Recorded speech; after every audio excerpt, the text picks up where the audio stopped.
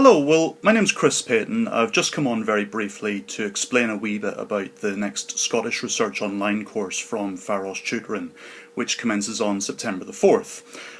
I'll be the tutor on the course, and I've been teaching the course for I think about 3 years now. Now, it's a very short course. It's basically 5 weeks in length, and it costs £45.99. And the purpose of the course is to introduce you to some of the online resources that can help with Scottish genealogical research. Although what I should say is it's not so much a course that just says this is a website that has a birth record on it or a marriage record.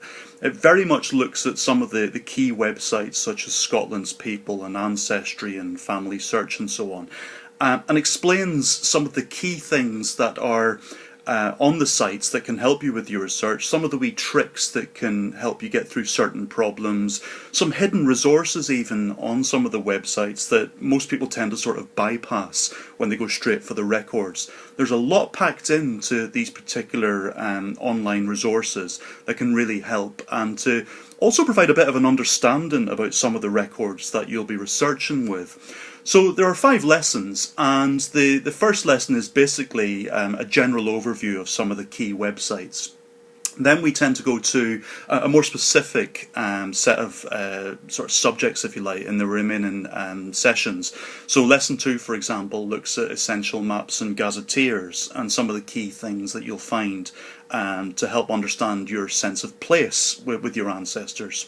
Then we get to a more detailed discussion on civil registration and census research. That's lesson 3.